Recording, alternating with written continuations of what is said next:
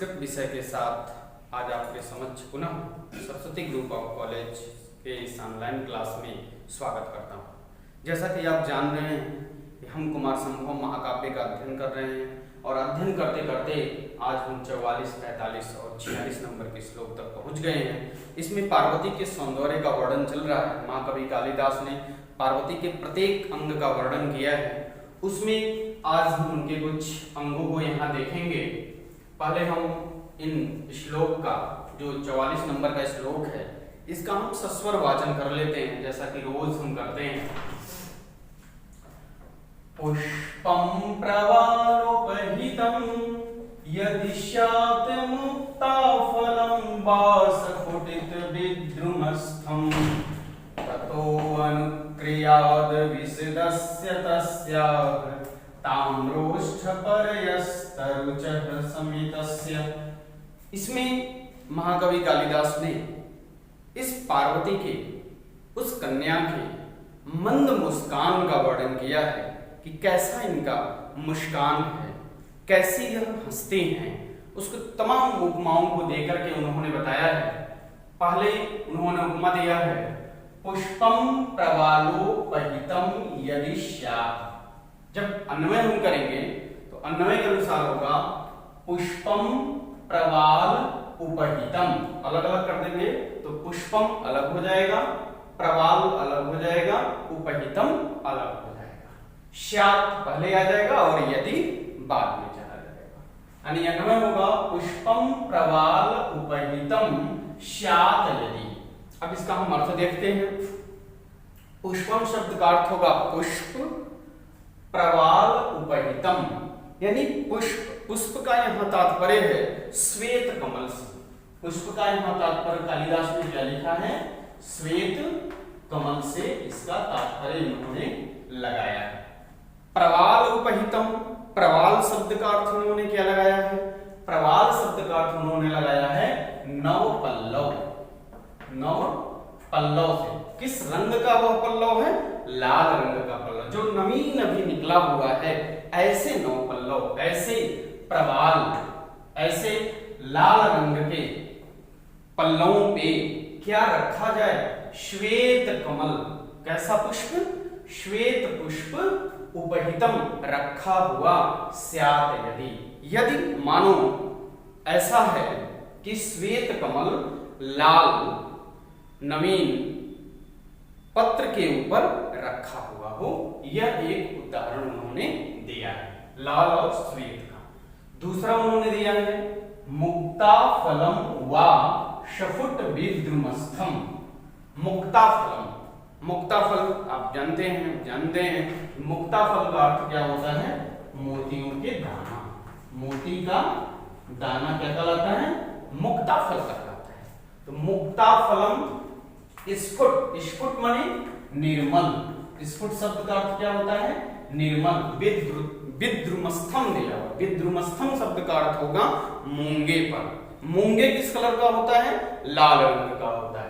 तो लाल रंग पे मोतियों की जो दाना है वह दाना रखा हो, ऐसा हम स्यात् यदि शब्द का तात्पर्य वहां भी लगा देंगे। दो हो गए। पुष्पम प्रवालोपहितं यदि स्यात् मुक्ता फलम वा शफुट विद्रुमस्थम।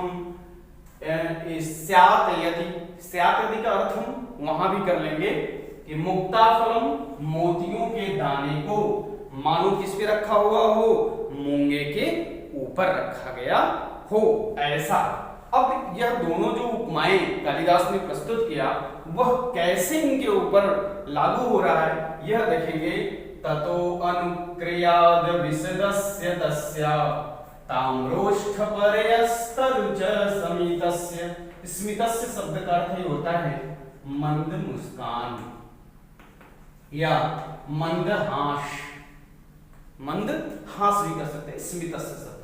पहले यहां से देखेंगे तत् अनुक्रियात्, तत् अनुक्रियात् को अलग कर लेंगे। विशदस्य शब्द का अर्थ कर लेंगे। ततः विशदस्य ताम्रोष्ठपर्यस्तरुचः तस्याः स्मितस्य अनुक्रियात्। यह इसका अन्वय होगा। ततः विशदस्य ताम्रोष्ठ पर्यस्त रुचः तस्याह स्मितस्य। ततः माने तब, ततो शब्द का अर्थ होगा तब। यह दोनों घटनाओं को देखने के बाद कि सफेद कमल नवीन पल्लों पे यानी लाल रंग के पल्लों पे रखे गए हों, नवीन पल्लों पे रखे गए हों, और मोतियों का जो दाना है वह मूंगे के ऊपर रखा गया हो, तो वह कैसा लगेगा, यह नीचे वाली लाइन में पुष्टि की गई है कि ततो अनुक्रियात विशदस्य। तो विशदस्य, ततः विशदस्य, विशदस्य शब्द का अर्थ होगा, यहां से हम विशदस्य शब्द लेंगे तो इसका अर्थ हो जाएगा शुभ्र। शुभ्र माने श्वेत। ताम्रोष्ठ, ताम्रोष्ठ, ताम्र ओष्ठ, ताम्र शब्द है। ताम्र शब्द का अर्थ अब देखेंगे तो लाल भी होता है, लाल वर्ण। ताम्रोष्ठ लाल वर्ण वाला, लाल वर्ण कर सकते हैं, लाल वर्ण के ओष्ठ। ओष्ठ कैसा है? लाल वर्ण। लाल वर्ण के ओठों पर अपनी क्या कर रही है? पर्यस्त, पर्यस्त रुचः, पर्यस्त बिखेरी हुई। पर्यस्त शब्द का अर्थ होगा बिखेरी हुई क्या? रुचः कांति, शोभा, स्मितस्य मंद मुस्कान का, अनुक्रियातः अनुकरण कर रहा है या अनुकरण नहीं कर पा रहा है। यह दोनों शब्द इसका होता है। अनुकरण कर पा रहा है, अनुकरण नहीं कर पा रहा है, या कर पाना संभव नहीं है, ऐसा महाकवि कालिदास ने यहां दिया है। कि जो दोनों ऊपर उपमाएं उन्होंने दिया है, पुष्पम प्रवालोपहितम यदि स्यात् मुक्ता फलम वा सपट विद्रुमस्थम, यह जो दो उपमाएं उन्होंने दिया है, वह दोनों उपमाएं, इनका जो मंदहास है, इनका जो मंद मुस्कान है, वह जो बिखेरने वाली उसकी जो मुस्कान है, उसका अनुसरण कर सकता है क्या? संभवतः उसका अनुकरण कर सकता है, ऐसा महाकवि कालिदास ने इसमें प्रस्तुत किया है इनके मंद मुस्कान का। अब हम दूसरे श्लोक को देखते हैं। श्वरेण तस्याम अमिरत श्रुतेव प्रजल्पत्याम अभिजात वाची। श्वरेण तस्याम अमृत श्रुतेव प्रजल्पितायाम अभिजात वाची। अपन्य पुष्टा प्रतिकूल शब्द, अपन्य पुष्टा प्रतिकूल शब्द, श्रोतु वितंत्री इव ताड्यमाना, श्रोतु वितंत्री इव ताड्यमाना। यहाँ पे इनके वाणी का वर्णन किया गया है कि इनकी बोली कैसी है। इसका वर्णन महाकवि कालिदास ने प्रस्तुत श्लोक में दिखाया है, बताया है। कैसे बताया है, यह हम एक एक शब्दों का जब अर्थ करेंगे तब हमको समझ में आएगा। यहां से नंबर 1 कर लीजिएगा, अभिजातवाची। यहां से अलग करेंगे, प्रजल्पितायाम अभिजातवाची। तो प्रजल्पितायाम को अलग कर देंगे और यहां से अभिजातवाची को अलग कर देंगे। अभिजातवाची, अभिजात शब्द का अर्थ होता है जो सुसंस्कृत यानी सुसंगठित कहें या संस्कारित भाषा को हम अभिजातवाची यानी कुलीन वाणी वाली। कैसी वाणी वाली? श्रेष्ठ वाणी वाली, उत्तम वाणी वाली। वाची शब्द है ना, वाणी के लिए प्रयोग किया गया है, बोलने के अर्थ में। अभिजातवाची कुलीन वाणी वाली। कौन कुलीन वाणी वाली? तस्याम श्वरेण अमृतम श्रुतेव। तो अभिजातवाची तस्याम, उस पार्वती वह कन्या के लिए आया हुआ है, तस्याम उसके क्या? श्वरेण अमृतम श्रुताः इव प्रजल्पितयाम। क्या किया है? प्रजल्पितयाम। इसका पहले अर्थ हम देख लेते हैं। अभिजातवाची कुलीन वाणी वाली उस कन्या का जो स्वर है वह मानो क्या करता है? अमृतम श्रुता इव, अमृत बहा रहा है। क्या बहा रहा है? उसकी वाणी से मानो जब वह प्रजल्पितायाम कर रही है, जब वह वार्तालाप करने पर, प्रजल्पितायाम शब्द का अर्थ होगा वार्ता करने पर। तो वार्ता करने पर वह क्या कर रही है? प्रजल्पितायाम अभिजात, अभिजातवाची शब्द का अर्थ पहले कर लेंगे, फिर तस्याम स्वरेण अमृतम श्रुतेव, ये श्रुता ईव कर लेंगे, अमृतम माने अमृत के समान, श्रुते ईव अमृत के जैसी उसकी वाणी लग रही है, उसका स्वर जो है, उसका जो आवाज है वो कैसा लग रहा है, अमृत के तुल्य लग रहा है। किसका लग रहा है, जो अमृत है, जब वह बोलती है, जब वह वार्तालाप करती है तो उसकी वाणी से मानो अमृत की वर्षा हो रही हो, ऐसा श्रुतेव शब्द का अर्थ हम कर सकते हैं। दूसरी लाइन में कहा अप्य अन्य पुष्टा प्रतिकूल शब्दाः श्रोतुः वितंत्री इव ताड्यमाना। अन्य पुष्टा प्रतिकूल शब्दाः, इसका अर्थ हम बाद में करेंगे, पहले यहां से उठाएंगे। ताड्यमाना वितंत्री इव श्रोतुम, वितंत्री इव श्रोतुम, क्या कहा, ताड्यमाना, ताड़ित किए गए। ताड्यमाना शब्द का अर्थ होगा ताड़ित की गई, विषमबद्धा वाणी के समान। वह वाणी किसकी है, वितंत्री ईव, वितंत्री ईव, ताड्यमाना, ताड्यमाना वितंत्री ईव श्रोतुम। वह ऐसा मान रहे हैं कि जैसे वितंत्री शब्द का अर्थ बीड़ा होता है, बीड़ा में आप जानते हैं कि तार होता है, और बीड़ा यदि बजाने में कोई अनभिज्ञ है, उसका जानकार नहीं है, वह उसको बजाने का कभी सीखा नहीं है, कभी बजाया नहीं है, और उसके हाथों में यदि बीड़ा दे दी जाए तो वह बीड़ा जब बजाएगा तो वह सुर और ताल और लय के अनुसार नहीं बजा पाएगा, वह अनभिज्ञ होगा, और उस बीड़ा से जो आवाज निकलेगी वह आवाज किसी को अच्छी नहीं लगेगी। उसी को उन्होंने बताया कि अन्य पुष्टाः अपि, अन्य पुष्टाः अपि, अन्य पुष्टा जो अन्य के द्वारा, जिसका अन्य के द्वारा, अन्न अन्न नहीं, खाने वाला अन्न नहीं, अन्य दूसरे के द्वारा, अन्य पुष्टाः, अन्य के द्वारा, किसी दूसरे के द्वारा जिसका पोषण किया जाए उसको कहते हैं अन्य पुष्टाः। और अन्य पुष्टाः शब्द का अर्थ यहाँ पे कालिदास ने कोयल से लगाया है। हम जानते हैं कि कोयल की जो वाणी होती है वह बड़ी मीठी लोक में प्रसिद्ध है, आपको पता भी है कि कोयल की वाणी सबको प्रिय लगती है। तो उस कोयल की वाणी को भी प्रतिकूल शब्दा, वह आनंद नहीं दे पा रही है, वह उनको आनंदित नहीं कर पा रही है, प्रतिकूल नहीं है, अनुकूल नहीं है, क्या है, प्रतिकूल शब्दा, प्रतिकूल शब्द को दे रहे, यानी उनकी पार्वती की जो वाणी है, जो उनका बोली है, जो अभिजात वाची है, जो कुलीन वाणी है, जो सुसंगठित वाणी है, जो सुसंस्कृत वाली वाणी है, जो शुद्ध वाणी है, ऐसे शुद्ध वाणी वाली वह जब बोलती है तो उसके वाक्य से, उसके बोलने से, उससे वार्तालाप करने में मानो क्या होता है, अमृत की धारा बहती है।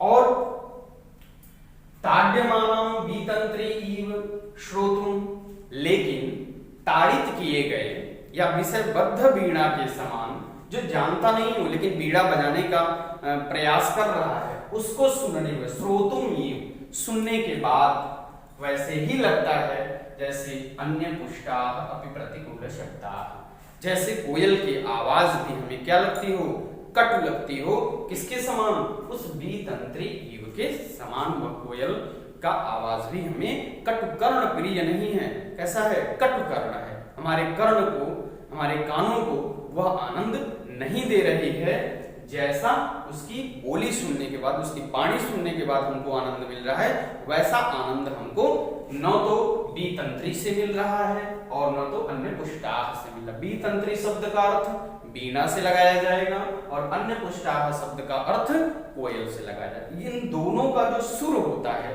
इन दोनों का जो वाणी होता है, इन दोनों की जो ध्वनियां होती हैं, वह हमारे कर्ण को क्या करती हैं, प्रिय लगती हैं। लेकिन यदि कोई अजानकार व्यक्ति यदि बीड़ा बजाएगा तो वह निश्चित रूप से स्वर ध्वनि के अनुसार बीड़ा नहीं बजा पाएगा, और यदि अन्य पुष्टाः जो अन्य के द्वारा परिपुष्ट हैं, ऐसी प्रतिकूलाः शब्द, वह शब्द हमारे लिए प्रतिकूल नहीं है।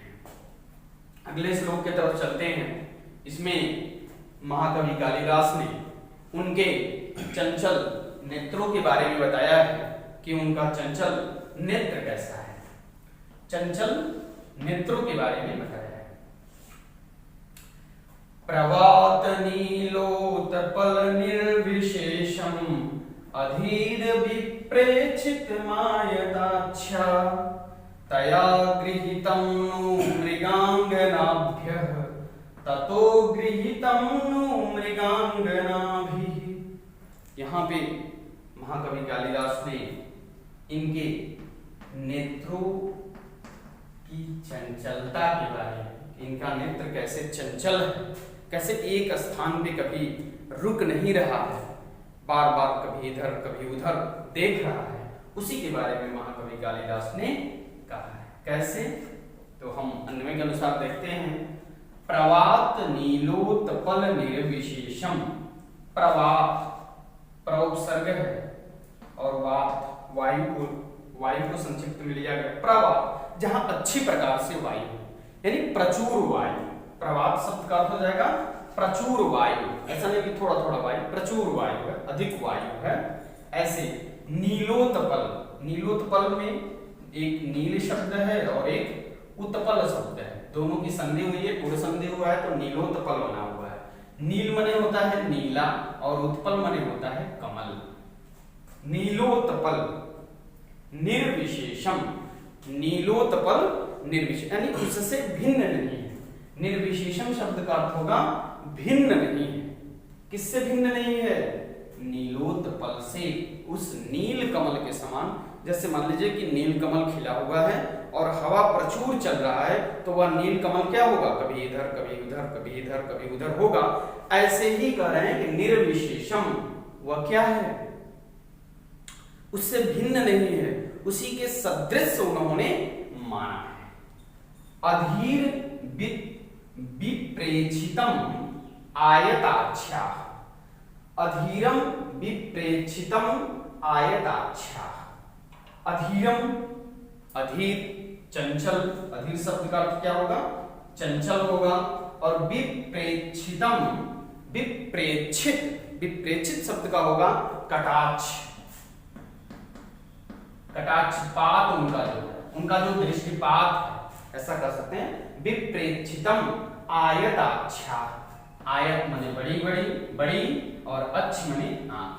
उनकी जो बड़े नेत्र हैं वह चंचल, कटापाक्ष, वह जिनकी तरफ देखते हैं तो ऐसा लगता है कि मानो वह नील कमल हो, और नील कमल अपनी चंचलता के कारण जब वह अपने चंचल नेत्रों से जब वह कटाक्ष करते हैं, जब वह कटापाक्ष करते हैं, किसी तरफ देखते हैं, दृष्टिपात करते हैं, तो वह बड़ी आंखों वाली कैसी लगती है? प्रवात नीलोत्पल निर्विशेषम। वह मानो नील कमल हो, और नील कमल कभी इधर कभी उधर जैसे प्रवात से हो रहा है, प्रचुर हवा से हो रहा है, उसी समान वह लग रही थी। और जब वह ऐसा दोनों है तब महाकवि कालिदास को नीचे वाली पंक्ति में यह बताना पड़ा कि यह उनको मिला कहां से है। तया गृहीतुं नो मृगांगनाभ्यः ततो गृहीतुं नो मृगांगनाभिः। वो कह रहे हैं कि तया मृगांगनाभ्यम गृहीतम, क्या मृगियों से ग्रहण किया गया है? मृगांगनाभ्यः, मृगियों से। तया गृहीतम, क्या उसने वह चंचला नेत्र जो है क्या मृगियों से प्राप्त किया, मृगियों से ग्रहण किया है क्या? प्रश्नवाचक चिन्ह भी लग सकता है। तया गृहीतम नो मृगांगनाभ्य, क्या उन्होंने मृगांगनाभ्य, मृगियों से, गृहीतम नु, क्या उन्होंने मृगियों से ग्रहण किया है? या ततः गृहीतम नु मृगांगनाभि, या मृगियों ने उनसे ग्रहण किया है। मृगांगनाभि गृहीतम नु ततः, ततः मृगांगनाभि गृहीतम नु, या तो उन्होंने मृगियों से ग्रहण किया है या मृगियां स्वयं उस पार्वती से, ततः उस पार्वती से या तो मृगियों ने वह चंचल नेत्र प्राप्त किया है या तो वह नेत्र मृगियों ने उनसे प्राप्त किया या वह मृगियों से प्राप्त किए हैं। यह इनके चंचल नेत्रों के तरफ बताया है। इसमें उनके नेत्र की चर्चा की है कि नेत्र किस प्रकार का है। इसमें उनके वाणी की चर्चा की गई है और इसमें उनके ततो अनुक्रियात ओष्ठ, उनका मुस्कान के बारे में महाकवि कालिदास ने बताया। तो आज 3 विशेषताओं को हमने पढ़ा। एक, उनके मुस्कान कैसी थी पार्वती की। दूसरा, हमने उनके वाणी के बारे में बताया कि पार्वती की वाणी कैसी थी। और तीसरा, हमने उनके चंचला नेत्र के बारे में जाना। आगे इसी तरह से अभी 47, 48 और 49 नंबर के श्लोक में हम पार्वती के कुछ और अंगों का वर्णन पढ़ेंगे। तब तक के लिए नमः।